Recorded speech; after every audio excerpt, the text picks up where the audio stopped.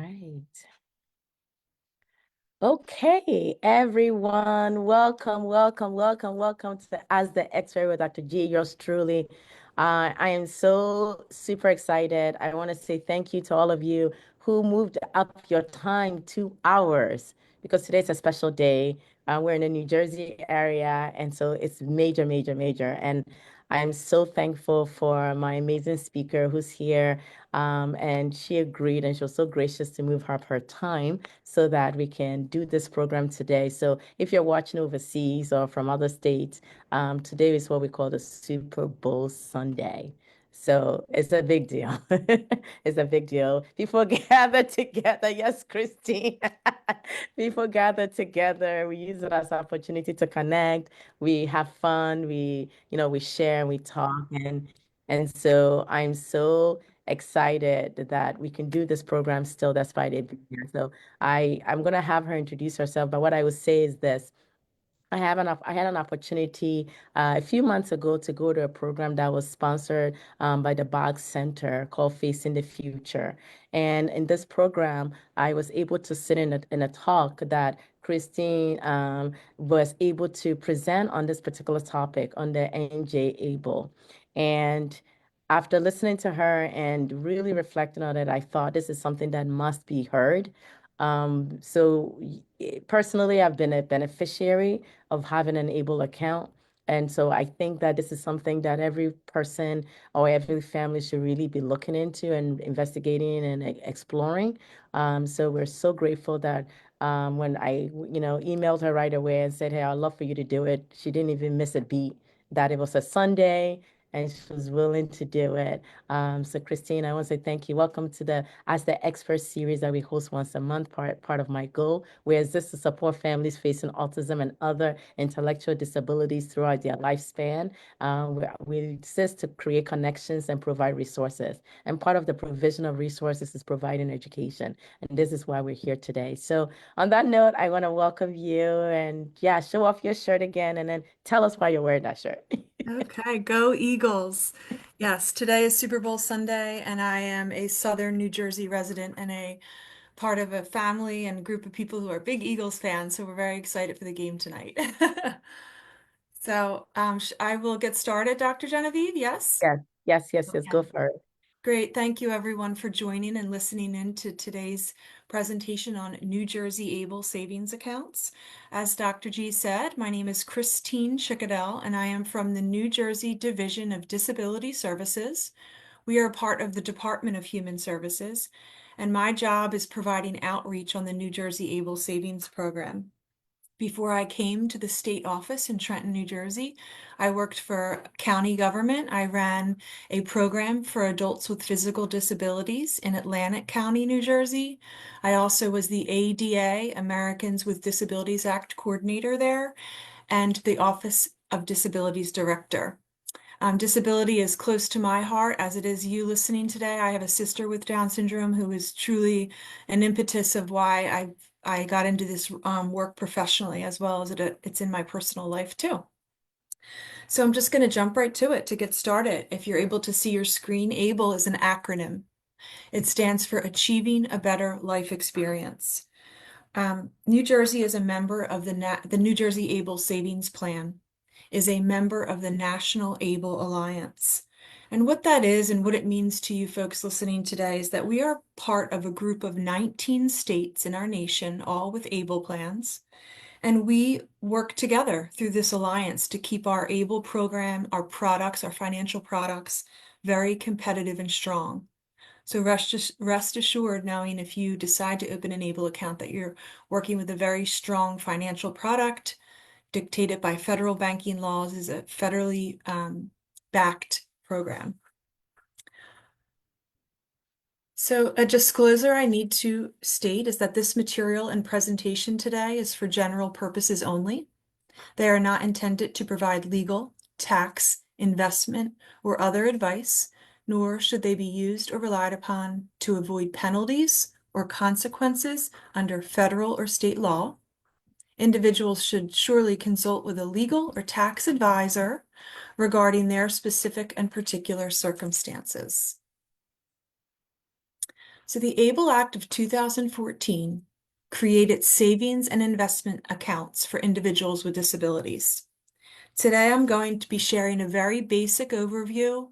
I have catered this presentation to the layman for everyone to be able to understand. The information that I will be talking about will take me about 35 minutes.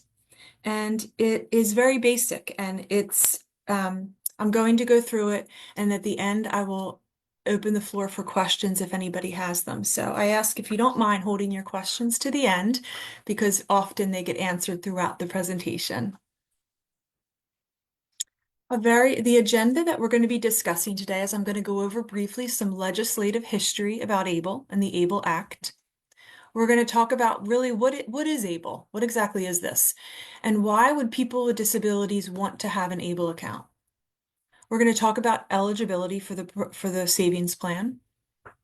How do you open an ABLE account? Then once it's open, how do you manage it? We're going to discuss some very important additional details and considerations, talk about 4 great resources that you can reference, and then we'll do that Q&A. So some brief history. In 2014 is when the ABLE Act was signed into law by President Barack Obama. ABLE accounts are named after Stephen J. Beck. Mr. Beck was a strong advocate for people with disabilities. He actually had a daughter with Down syndrome and saw a large gap in saving and independence for her and her peers. So he, Mr. Beck, along with a group of advocates, championed this law to Congress.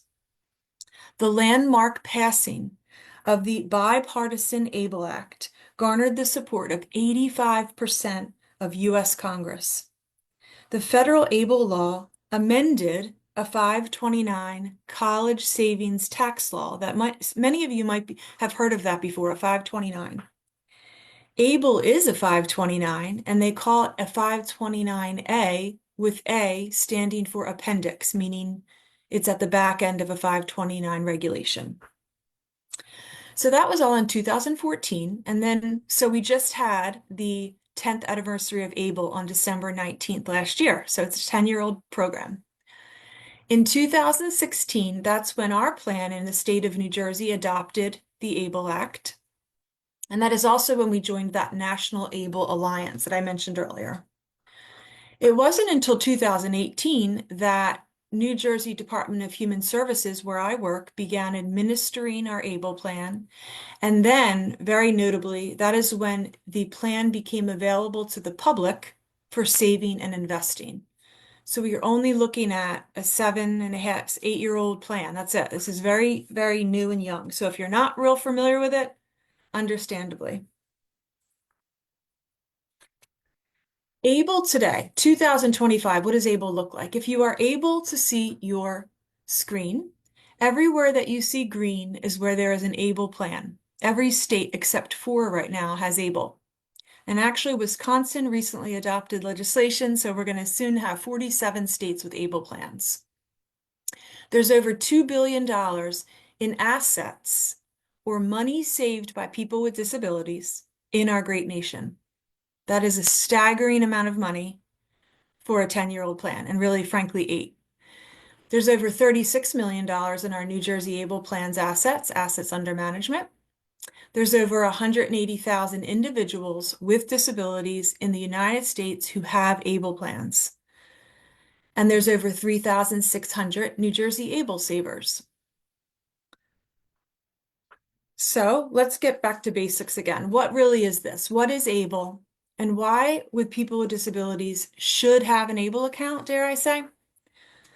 So again, ABLE is that 529A tax-advantaged money savings program for individuals with disabilities, which allows saving money for qualified disability expenses in a tax-free vessel. When somebody opens an ABLE account and they're like, this is for me, I would like to put some money in here and start saving, they can put their money into 2 different ways. They can choose to allocate their contributions into a checking savings account, or they can put their contributions into an investment portfolio account, stock option bonds, or any combination of the 2. And that combination is so unique and important to ABLE. So what that means is that if somebody decides they want to put $100 a month into their ABLE account, they can allocate $50 of that deposit to go into the checking savings, or they can put $50 into a conservative to aggressive stock option bond account, or honestly, any combination of that percentage that you want. So if you think about it, a debit checking card that comes with a checking account is very easily accessible. You can go to any ATM, pull your money out, use it at Wawa, any stores, I should say, the movies, vacation. And then the other money, let's say, you can tuck away into that potentially high yield investment account. So that difference of how you allocate your contribution percentage, that can be changed a couple times a year. So you go into it, you're like, I'm going to put 10% into the checking savings when I open it. We're going to put the rest of the 90% in the investment. And then you're realizing that you're using that money more in the checking savings. You can switch that percentage at any time. So that's a very nice user-friendly component of Able Savings. So why would somebody with a disability want to do this? What's the benefit here? And this is kind of the crux behind why ABLE is so beneficial. Many of you listening may know that people with disabilities cannot save or have assets in their name more than $2,000, or they lose eligibility for federal means tested benefits. Okay? If you didn't know that, that's very important as you or your loved one with a disability gets older. They want to keep their their money in their name under $2,000 so they're able to get eligibility for benefits. So the funds that are in somebody's ABLE account is not counted towards that individual's assets when they determine one's eligibility for benefits. So we are looking now at a savings vessel that can grow very high and not be looked at when these federal programs are determining one's eligibility. And the biggest programs that we talk about with this are Medicaid and SSI. Other programs that aren't counted are HUD benefits, housing benefits, federal student aid, FAFSA, temporary assistance, which is TANF, and SNAP, that's nutritional food benefits. So your money in your ABLE account can be at any amount, and they will not look at what's in there when they determine one's eligibility. It's a very big deal. That's the benefit behind ABLE, strongly. In turn, this makes this very empowering now for people with disabilities. Before, if someone with a disability had a job and they were earning money and they were putting in their bank account, they were losing their eligibility for their Medicaid and SSI as their bank account would grow. So people with disabilities, in a very easy way to explain it, are not dictated to a life of poverty, because let's be honest, that's what that is. So eligible savers can now save beyond $2,000 asset limits and maintain important benefits and make their own financial decisions. That's why ABLE's awesome. One of the reasons. So that supplemental security income and Medicaid. So ABLE assets are disregarded in determining SSI eligibility. SSI is a cash benefit people with disabilities can get due to their disability. If somebody's ABLE account goes over $100,000, their SSI cash benefit will temporarily stop until it drops below $100,000 again.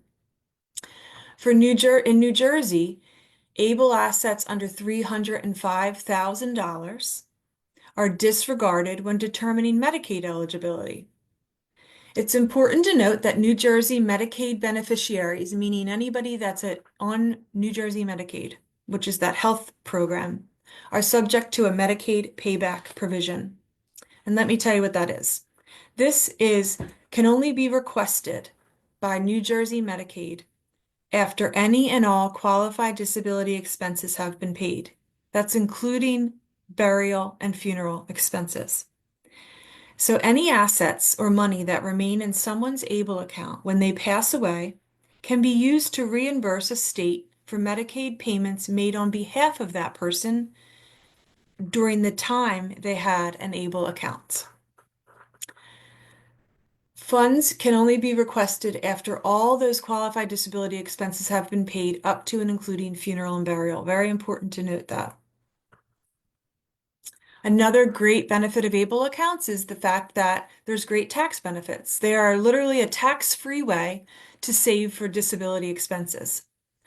So people that have their contributions, their ABLE savings in that um, checking savings account are going to earn a little bit of interest on it. A small amount, but they're going to earn interest. If they have any money in that portfolio investment account, they're going to earn income on that money. That money, the earnings inside of ABLE accounts, is compound interest and federally tax deferred. Huge. When you take money out of an ABLE account, it's federally tax free. It's not additionally taxed. It is not additionally taxed upon deposit, and it will not be additionally taxed when you take it out. So that's very different from other programs that are similar to 529s, like a 401k. Usually you pay a penalty, remember? I should say maybe you know that when you take it out. That is not the same with ABLE accounts. You will not be um, charged any taxes on that. There's also a benefit for the savers credit.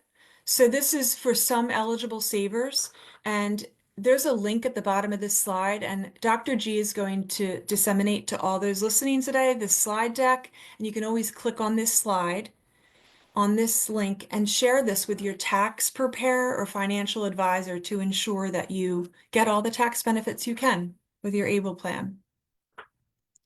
So who's eligible? Who's eligible to open an ABLE account? All this sounds good. You want to open an ABLE account. You think you're eligible? This is what it means.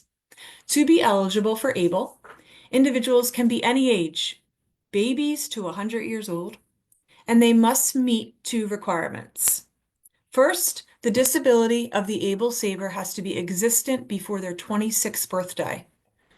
And it's important to note, through new legislation that was passed, because ABLE is constantly progressing with new legislative advancements, the ABLE Age Adjustment Act will change that age of onset to 46 years old in 1 year from now, 1/1/2026.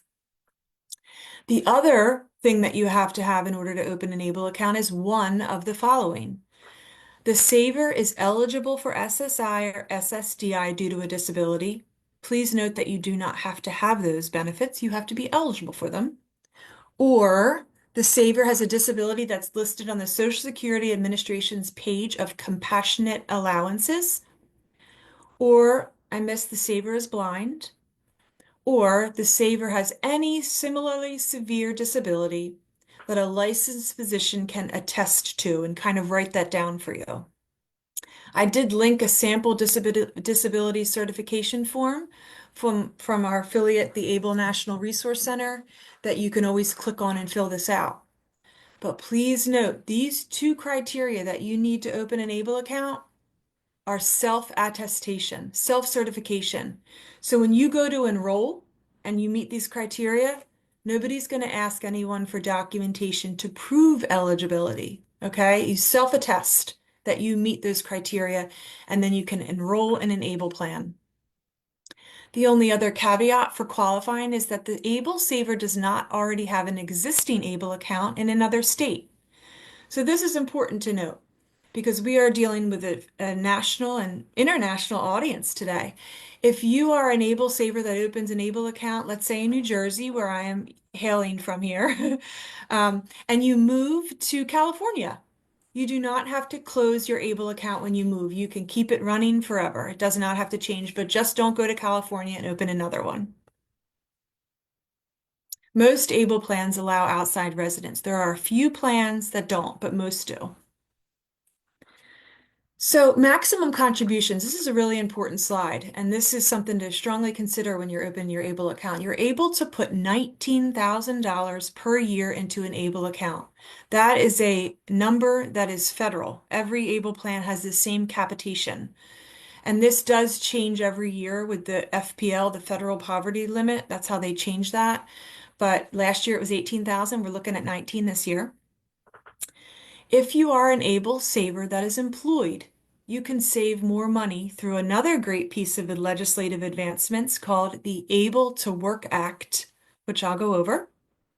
And then it's important to note too, for New Jersey ABLE plans, you have a balance limit a balance savings capacity of $305,000. And I will say that all states have a little bit of a different number. They're not extremely different, but that will differ from state to state. Okay? Am I talking too fast, Dr. G, or good? Good? You're good. You're good. Okay. Perfect. Sometimes people tell me I talk too fast, so No, I'm really perfect. working on that. Perfect. Okay. So as I mentioned, there's two different ways to save money in an Able account. That first one that you could save in is the debit checking bank account. This is where the Able saver will get an option to have a debit card in their name, a paper checkbook, and this is a savings account. It's very lateral to any kind of banks on the corner in anybody's streets and in your towns, if you will. But if you have a New Jersey Able plan, you cannot walk into a bank to open it. You have to do it through our electronic banking. And the bank that is holding on to the money in Able accounts is Fifth Third National Bank. It's an FDIC insured bank, and it's actually based in the Midwest. I think it's Illinois. So that's where your debit checking account will be housed. The other option of saving is that portfolio investment account, and this is managed by a Census Investment Advisors. And there is underlying investments in this plan with programs such as BlackRock, Charles Schwab, Sallie Mae, and all the others. Or as I mentioned, you can save your money in any combination of those two. So I will go back to that page a little bit. If you decide that Able is for you and you would like to open an Able account, I would suggest that you have an idea of where you want to put your contributions when you go to enroll. Because when we look at some analytics of Able, we see that that's where people get stuck on that enrollment form. I don't know where to put it. I'm not sure where to go. So have an idea of your choices, and when you go into the enrollment form, you can just check off 100% debit checking, let's say, or 50/50 into an aggressive, for example, okay? That's the biggest holdup for folks. So the checking savings account option that I mentioned, if you're able to see on your screen, that's what your debit card would look like. That's really great for people with disabilities to have their own debit card to be able to use on any expenses that they wish. There's 100% of assets into this checking savings are into that FDIC insured interest-bearing checking account. And you can receive that debit card depending on your capacity to manage your finances as an able saver. So that will be determined upon enrollment. And then you can opt to receive the paper checks. So you can potentially pay rent with your able savings by writing a check. And then also to note with this investment here is that there is $0 overdraft or returned payment fees. This is an example of the investment options that would be at your disposal when you go to enroll that you're going to have to choose from if you want to put it in a portfolio. So at the bottom of your screen, if you're able to say aggressive all the way down to conservative options. And then we have the new money market that's new to ABLE accounts with the National ABLE Alliance. So take your pick here. And I do like to give an example of this. I have a sister with Down syndrome who's 10 years younger than me, and she has an ABLE account, and I do some assistance with her ABLE plan. And she's employed, and she's been employed for a long time, and 18 years, I think. And when she went to open her ABLE account, we had to decide, as everybody does, where you want to put your money. And we didn't really think it was something that at the time in her life situation that she really needed to have the access to it. So we decided, her family and not her, to put it into one of these portfolios. And we went with the typical conservative option. And we were realizing that she just wasn't yielding a lot on her money, and her money was wonderfully growing in there. So we changed it. We called Able and we said, let's stick it in an aggressive portfolio and see how it's going to work harder for her. And she's making a lot of money, interest on her account now. So you can change that investment at any time, and it can be done twice a year with no fee. After that, they will charge you a small fee to change your mind again. Okay. So opening an Able account. The ABLE account saver is always the individual with a disability. They're the ABLE account owner always. They can enroll in their own account and open it and run it by themselves. If they are somebody that needs assistance with their finances, that doesn't lack the capacity, if you will, to manage their money. They might need someone to assist them with it. And that authorized representative, we call it, can help them. And that is, it can also be an authorized individual, a person in their life, or a representative, which could be like an entity that manages their Social Security money. But they have to be picked in order of this IRS hierarchy, okay? So what this is regulated, if you will, dictated by the IRS. And the first person that an able saver has to consider to assist them in their able account with them would be their power of attorney if they have that. Not everybody has that, which is fine. There's no power of attorney involved, or the POA is not able or interested in assisting them with their account, then you ask the conservator or guardian, then spouse, parent, sibling, grandparent, and lastly would be the rep payee entity. Okay, that has to be the last choice to have signature authority on somebody's able account. These two order of priority and SSA rep payee are hyperlinked, and I link it to all the IRS regulations so you can read up on it and understand that a little better if you wish. Okay? Ways to open a New Jersey Able account. This really has been developed to be seamless. I never like to say easy because that's subjective, but it's developed to be seamless. You can go online and enroll in Able at our website. Please note, when you go to enroll in Able, know which state plan you want and you are enrolling in so you know where your Able money is being housed. And I say that because not all plans have their state blasted at the top of the page. I've had people call me in New Jersey. They thought they opened Able and they didn't know where their money was. And I kind of thought it might have been a different state, so it would help them find that out. So use our link here if you wish to sign up for NJABLE. It's savewithable.com/NJ/home. And we are very big at the top of our screen. It says NJABLE. You can't miss it. But so, like I said, some states are not. You can call a census, who is our program manager. They're our fiduciary. You can't call me or our office at the state because we're a state office. We are not fiduciaries. I don't have the privilege of looking at or deciding upon anybody's finances. So we have a census, our program manager, that handles that. You can call them and they can assist one with the application or the enrollment form. And then the other way that you can open an Able account would be by going on the website, printing out the enrollment form, handwriting it, and mailing it in. How do you contribute? How do you put money into an Able account? Again, a plethora of ways. First and foremost, Able is an electronic banking portal. So an online bank transfer, a lot of people call them EBTs, that can be done. And it would be something to consider when you go to enroll to have an existing bank account handy that you can link with the routing number and checking account to fund the Able account because it will not be activated until a minimum contribution will do that at $25. So you have to put $25 in it to get it active. Other ways to contribute, mail a paper check or money order in to Able, also known as a census. Payroll direct deposit. This is fabulous for our Able savers who are working. And this is such a great vessel for saving for our employed Able savers, people with disabilities that are employed, because their earnings can now be put into an Able account and not risk those federal benefits, right? That's the biggest thing with Able. If they started to save their money in their existing bank account right now, they would be losing eligibility for their federal benefits, no more with now that we have Able.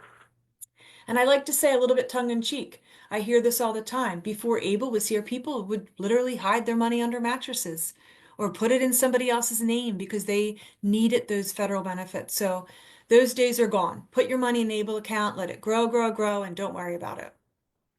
You can have recurring contributions go into Able. That can be from anyone.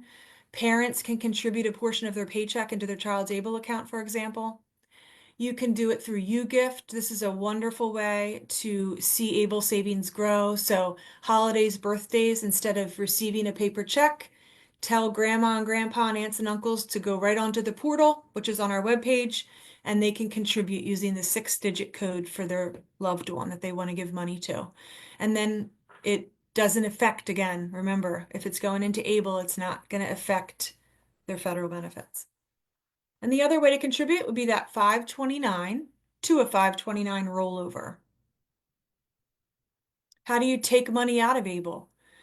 You can use your debit card and you can go anywhere with this. As I said earlier, go to the movies, pay for your personal vacation costs. Use it for anything, your debit card, to get your money out. You can write a paper check. You can go to any ATM and withdraw your money. Online request, call New Jersey Able to get it out, or put it in writing. And Able will require it to be in writing if, for example, you are depleting your Able savings. So an example again would be a woman that I know that literally saved and paid for a down payment on her home, which is amazing, with her Able savings. So when she took a very large chunk out to pay down for her first mortgage payment, or she had to put it in writing, so we know that it was a legitimate withdrawal, and that's why you would need to do it in writing. One of my favorite slides is the Able to Work Act legislation, because a personal wonderful thing to me is when our individuals with disabilities, our citizens out there, can work and feel like they can work and contribute. So, Able to Work Act provision allows them to save more money than that yearly capitation of $19,000. And for this year, they can save an additional $15,060. So that would bring a yearly contribution through the Able to Work Act to $34,060 that one can save in an Able account. And the way to do that is to self-attest that you're working and go on our website in the forms section and just fill out the form. It's 1.5 pages, and then you're able to save more money. New Jersey Able is free to open. It doesn't cost anything to open an Able account. There are some fees associated with it. So each account is charged an annual maintenance fee. It would be $56 a year if the ABLE plan gets statements mailed to their house in their U.S. post box outside. If they opt to get it in their email box, they'll drop that fee to only $31 a year. So they're the fees associated with ABLE. Unlike a lot of our banks in our nation, ABLE bills quarterly. So you're going to see your statements come every 3 months. So if you have regular statements in your inbox, in your post office box, you're going to see $14 per quarter withdrawn for that fee. And then if you get email delivery, it's going to be $7.75 a quarter that will be withdrawn for the ABLE fees. If you have the option to have those paper checks, the bank will charge $2 a month if and only if your balance in your account is under $250. Otherwise, they won't charge you. Investment accounts are charged an asset-based fee, which is less than 1%. And as we increase with ABLE savers, the percent drops, and it often does. So very, very competitive. So I'm almost finished here. We're going to talk about a couple additional details and considerations, and then I'll open it up for questions very shortly. But this is really important to know, and I will say that I feel like when I first started doing these presentations 2.5 years ago or so, this was the biggest misconception for the public. People thought ABLE accounts were restrictive. And please know that could not be furthest from the truth. They're very not restrictive. And what people can spend their ABLE money on is any expense incurred as a result of living with their disability and intended to improve their health, independence, and quality of life. So that's so broad and could just about be anything, because you're self-attesting that.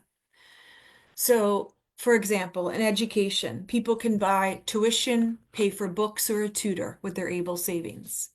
Health, prevention, and wellness, anything in that category. Housing, I mentioned it. A lady literally bought a home with money she saved in ABLE. You can, and that's just one story I heard. I'm sure a lot of people have done that. You can pay your rent, pay for any home modifications with ABLE money. Transportation, this can be Uber or Lyft services, an access link type of service. This could be buying your own vehicle And note, the vehicle doesn't have to be in the Able Saver's name. So if their family member drives them around, it can be in the family member's name, but it is for the individual. You can put any kind of vehicle modifications on a vehicle with your Able money. Any kind of legal fees are fine, financial management, employment training and support, any assistive technology, personal support services, any kind of financial oversight or monitoring. And then that last one, which I mentioned earlier, is the funeral and burial expenses. So your Able savings is a good vessel to save for your funeral. And let's be real, it's the only thing guaranteed in life. We're all going to pass away at some point. So this is a great way to save for one's funeral and burial. The only things that I want to say that I've heard of that were not considered a QDE, the qualified disability expense, are gambling. You're not allowed to gamble with your Able savings, and you cannot donate it. You can't give it away. Your money has to be spent on you, the individual with the disability. Okay? Okay. Special needs trust. These are two great financial tools that can be used in conjunction with one another. And they actually work really well together. So just some differences between an SNT and an ABLE account. With an ABLE account, there's broader spending power. So you can spend your money on all those things I just mentioned. Easy access to your money. With ABLE, there's no federal income tax on your earnings. Big deal. And it can be established, administered, and owned by an individual with a disability. A special needs trust, some differences there is that trusts can make distributions into ABLE accounts. Trusts can accept unlimited cash and non-cash assets. And then trusts also have larger annual deposits, which is why they work really well together. So another really quick story. An ABLE saver is a recipient of a large inheritance, let's say, or a settlement, right? They only are able to put $19,000 a year into that ABLE account. So if their money is more than that in one of those areas, you can put some of it in ABLE for easy access and daily use, and you can put the rest of it into the SNT. And as you need, pull out of the SNT and put into ABLE. This is a great tool at the bottom of the screen that is linked, which is an ABLE and Special Needs Trust comparison chart. I share this chart a lot because a lot of people want to have a little bit of a better idea about these, and it's a great tool that is through the ABLE National Resource Center linked.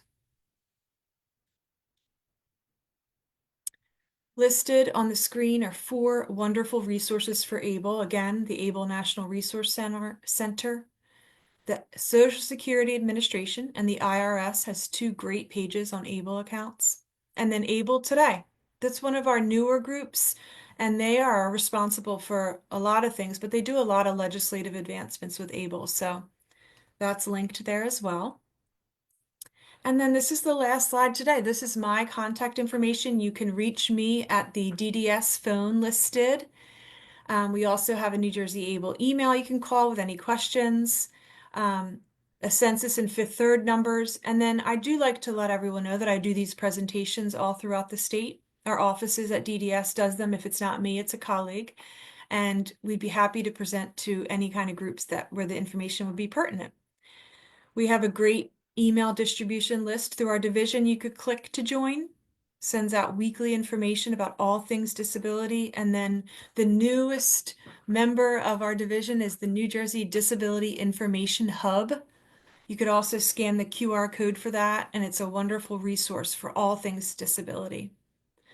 So that concludes my PowerPoint presentation, and now I'm going to open it up to Dr. G to see if any folks on have any questions about anything.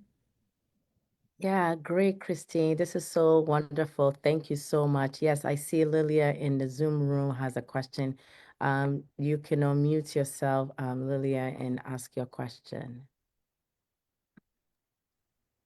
Hello, Dr. V. Hello, everybody. Thank you so much for being here and presenting this information.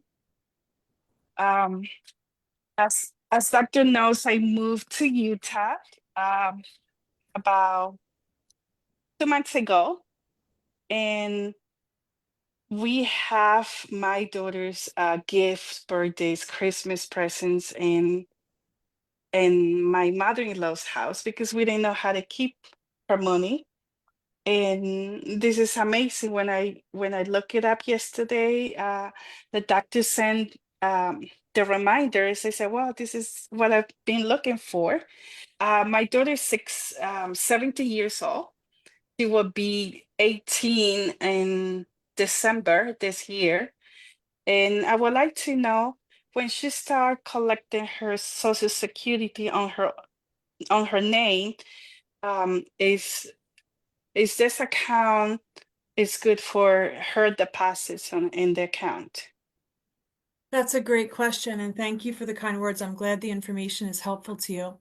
So an SSI cash benefit that one will get should be accepted into an existing bank account or a local bank account or one of the banks that you have, okay?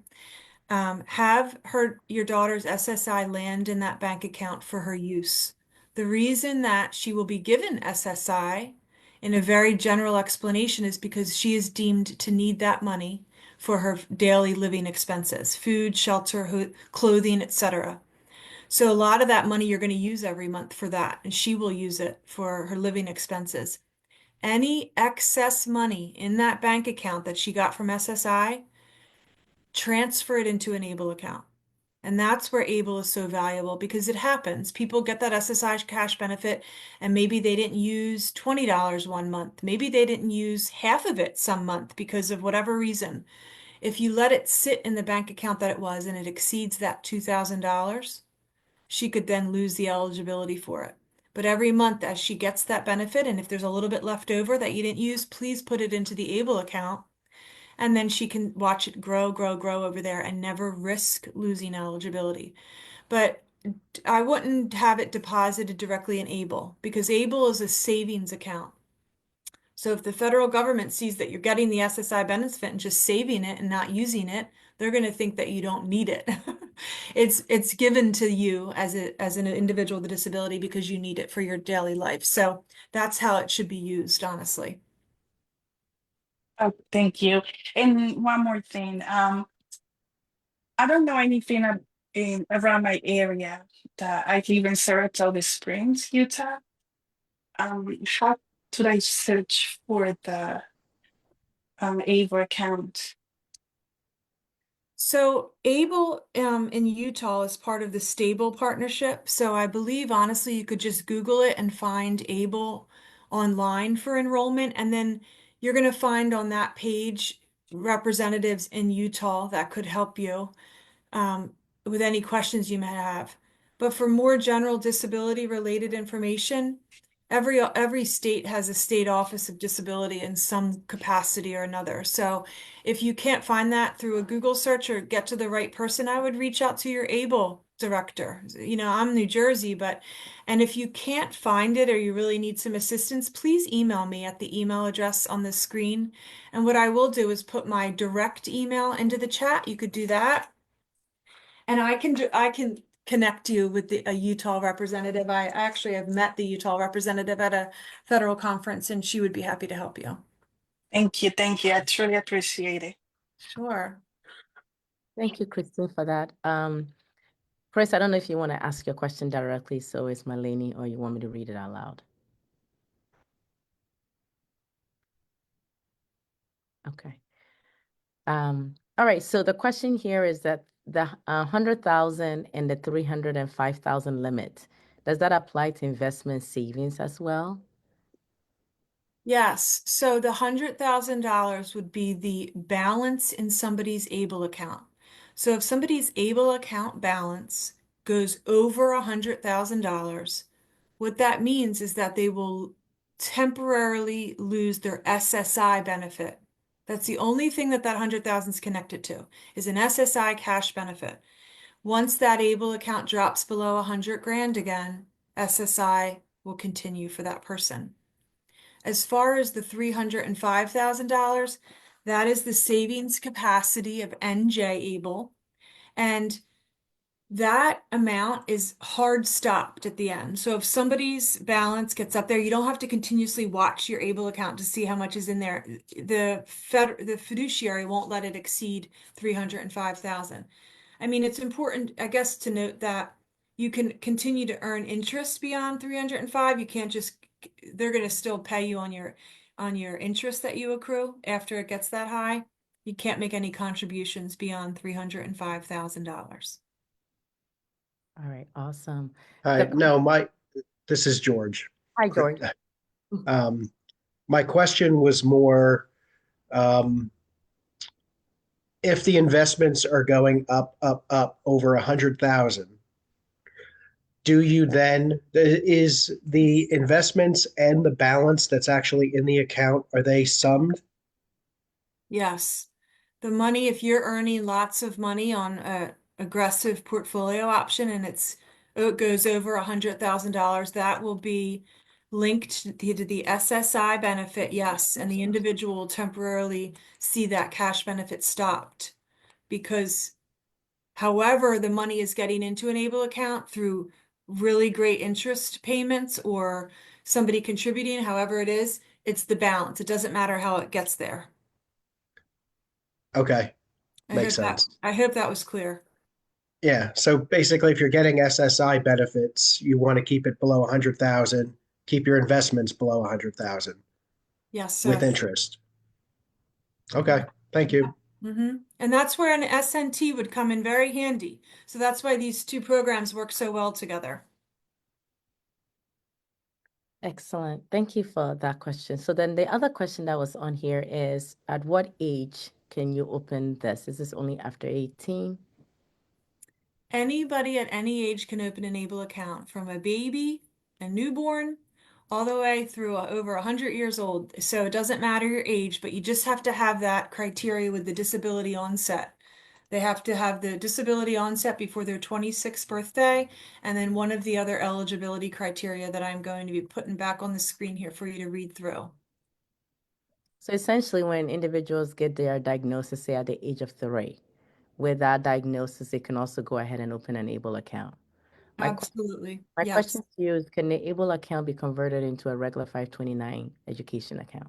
I know it can go the other way, but I didn't know that if you can, I guess you can use it for education related. So, Yeah, I mean, I don't know why somebody would do that. So, because usually when parents have kids, right, we say that start saving for college right away.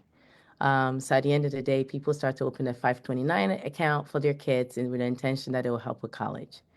Most parents are not necessarily hoping that their child will stay disabled, so they're not thinking, I want to open an enable account for the sake of, the SSI and eligibility. But in this case, since this is an appendix, which is a new word I learned today, to the 529, essentially you can still use it to qualify for higher education. Is that correct? yeah, I guess you could say that's correct. I mean, I never had that question before, but when it comes to the 529 rollover, Dr. G, one thing that I say to folks is that let's say they have two children and they open 529s for both of their children, one with a disability, one without, and the individual that does not have a disability chooses not to go to college and use it.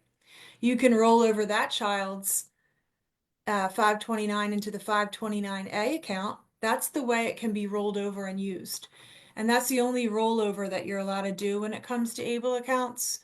Um, I hope that answered your question. Yeah, it does. Because as I'm talking it through, I'm like, yeah, actually, to your point, this becomes an opportunity for people to open once you have the diagnosis, to use that as a means and being able to roll over. My question to you, though, is if you already have an ABLE account with another state, and you said something along the lines of when you move to California, don't open up another one. Are you able to roll over from one state to the other? How does that work? Yes, absolutely. You can change your program at any time. So you would just coordinate with the current ABLE plan that you have and the one that you wanted to change it to by connecting with both of those program managers, the customer service number with those plans, and coordinate the transfer. And it's a seamless transfer. I know in New Jersey they don't charge to do it. They'll just send it over to California, for example. So yes, that's very doable. So basically, you don't have to be a resident of a particular state to open up an ABLE account in that state. Is that correct? Most states, honestly, Dr. G, allow outside residents or don't factor your state of residence when they determine eligibility. There is a handful of states that only allow residents, and I literally will say it's a handful. And I don't know which states they are. You would have to check with your state plan that you're interested in if they allow outside residents or not. Okay, awesome. So I don't know if there's any additional questions, but I wanted to highlight that one of the reasons why this was so crucial and families know is we always talk about access to resources for, especially for our adult individuals. So being able to do, being DDD eligible, for example, in New Jersey, requires you to have SSI, requires you to have Medicaid. So this is why we're saying that you don't want to lose the eligibility requirement, because if your child is going to a day program or getting additional resources, the last thing you want is for them to lose their SSI eligibility and Medicaid eligibility, which can occur when they go above the $2,000.